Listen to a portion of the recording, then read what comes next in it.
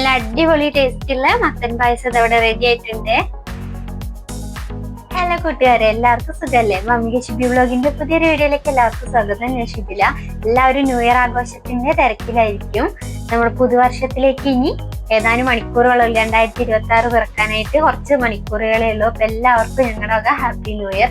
നമ്മൾ ഇന്ന് new year ആയിട്ട് നല്ലൊരു പായസമാണ് ഉണ്ടാക്കിയെടുക്കുന്നത്. അതിന്റെ റെസിപ്പി ഇങ്ങനെയുള്ളത് നമുക്ക് വീഡിയോയിൽ കാണാം. സാധാരണ പായസത്തിൽ നിന്നും കുറച്ച് വ്യത്യസ്തമാണ്. നമ്മൾ മത്തൻ വെച്ചിട്ടാണ് ഉണ്ടാക്കുന്നത്. അപ്പൊ വീഡിയോ കാണുന്നതിന് മുമ്പായിട്ട് നമ്മുടെ ചാനൽ ഒന്ന് സബ്സ്ക്രൈബ് ചെയ്യാനും ഷെയറും ലൈക്കും കമന്റ് ചെയ്യാനും ആരും മറക്കരുത്. അപ്പൊ വേഗം വീഡിയോ കാണാം. പായസം ഉണ്ടാക്കാനായിട്ട് അത്യാവശ്യം നല്ല പഴുത്ത ഒരു 1/2 കിലോ മത്തൻ എടുത്തിട്ടുണ്ട്. മത്തൻ എടുക്കുമ്പോൾ പ്രത്യേകം ശ്രദ്ധിക്കണം, നന്നായിട്ട് പഴുത്ത മത്തൻ, തൊലിയൊക്കെ ഈ ഒരു കളറായ മത്തൻ വേണം എടുക്കാനായിട്ട്.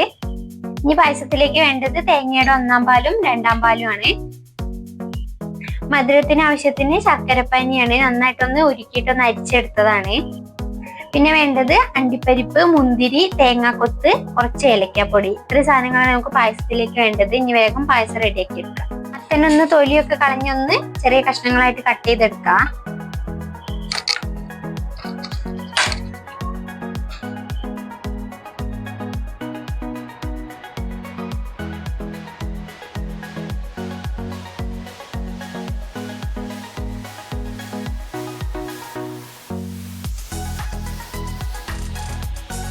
മത്തന്റെ ചെറിയ കഷ്ണങ്ങളായിട്ട് കട്ട് ചെയ്തെടുത്തിട്ടുണ്ട്. നമുക്ക് കുക്കറിൽ ഇട്ടിട്ട് ഒരു 2 വിസിൽ അടുപ്പിച്ചെടുക്കാം. നന്നായിട്ടൊന്ന് വെന്ത് ഉടഞ്ഞു കിട്ടണം.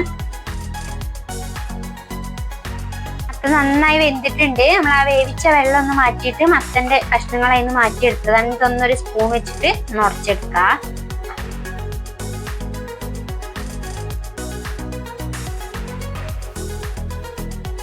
മത്തൻ നന്നായി ഉടച്ചെടുത്തിട്ടുണ്ട്. നമുക്കിത് വീട്ടിൽ തന്നെ ഉണ്ടായ മത്തനായിട്ട് കടയിൽ നിന്ന് വാങ്ങിയതല്ല. കടയിൽ നിന്ന് വാങ്ങുമ്പോൾ നല്ല പഴുത്ത മത്തൻ തന്നെ വാങ്ങണം പായസത്തിനായിട്ട്. അപ്പോൾ പായസത്തിന് നല്ല രുചി ഉണ്ടാവുള്ളൂ.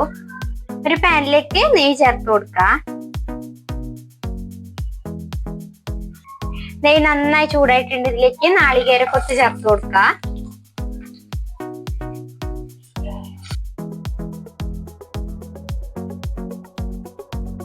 തേങ്ങാക്കൊത്ത് നന്നായിട്ട് മൂത്ത് വന്നിട്ടുണ്ട്. നമുക്ക് എണ്ണയിൽ നിന്ന് കോരി മാറ്റാം.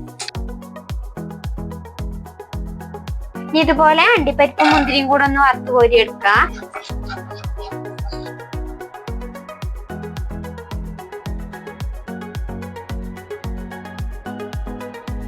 ഇനി ഈ ബാക്കിയുള്ള നെയ്യിലേക്ക് ഈ നമ്മൾ ഉടച്ചു വെച്ചിട്ടുള്ള മത്തല്ലേ അത് ചേർത്ത് നന്നായിട്ടൊന്ന് വരട്ടിയെടുക്കാം.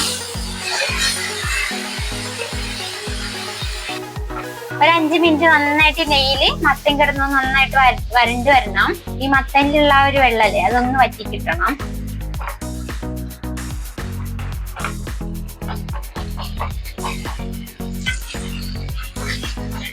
മത്തനിട്ട് ഒരു 5 മിനിറ്റ് നന്നായിട്ട് വരട്ടി എടുത്തിട്ടുണ്ട്. ഇട്ട വെള്ളമൊക്കെ ഒന്ന് വറ്റി വന്നിട്ടുണ്ട്. ഇനി ഇതിലേക്ക് ശർക്കര പാനി ചേർത്ത് കൊടുക്കാം.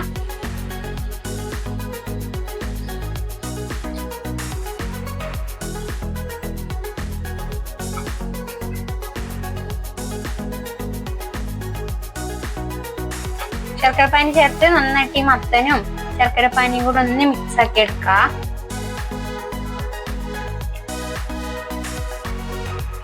ശർക്കരപ്പാനി ചേർത്തിട്ട് മത്തനൊന്ന് കുറുകി വന്നിട്ടുണ്ട്. ഇനി ഇതിലേക്ക് തേങ്ങേന്റെ 2-ാം പാല് ചേർത്ത് കൊടുക്കാം.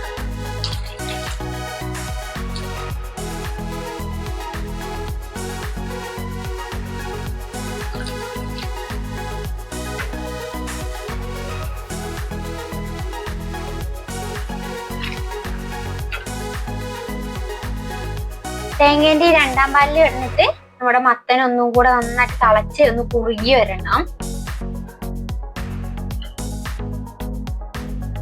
2-ാം പാല് ചേർത്ത് നന്നായി കുറുകി വന്നിട്ടുണ്ട്. സൈഡില് നമ്മൾ നേരത്തെ ചേർത്ത് കൊടുത്താൽ നെയ്യൊക്കെ ഒന്ന് തെളിയാനായി തുടങ്ങിയിട്ടുണ്ട്. ഇനി ഇതിലേക്ക് 1-ാം പാലും കൂടെ ചേർത്ത് കൊടുക്കാം. 1-ാം പാല് കുറച്ച് കട്ടിക്ക് തന്നെ എടുക്കണം.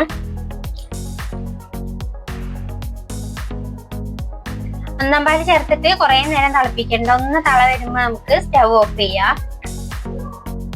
1-ാം പാല് ചേർത്ത് ചെറു തള വന്നിട്ടുണ്ട്. നമുക്ക് ഇനി സ്റ്റവ് ഓഫ് ചെയ്യാം. ഭയങ്കരമായിട്ടിട്ട് തിളപ്പിക്കരുത്. ഇനി മധുരം ഒന്ന് ബാലൻസ് ചെയ്യാൻ വേണ്ടിട്ട് ഒരു നുള്ളു ഉപ്പ് ചേർത്ത് കൊടുക്കാം.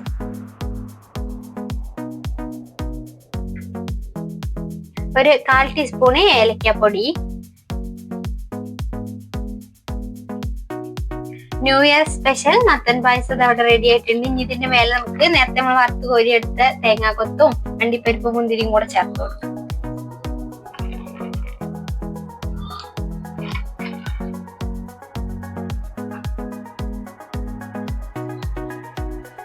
എല്ലാവരും പഴുത്ത മത്തൻ കിട്ടുമ്പോ ഇതുപോലെ ഒന്ന് ഉണ്ടാക്കി നോക്കിയിട്ട് എങ്ങനെയുണ്ടെന്ന് പറയണം. മത്തന് ഇഷ്ടമല്ലാത്തവരെ ഈ പായസം എന്തായാലും കുടിക്കും, അത്രയ്ക്കും ടേസ്റ്റ് ആണ്.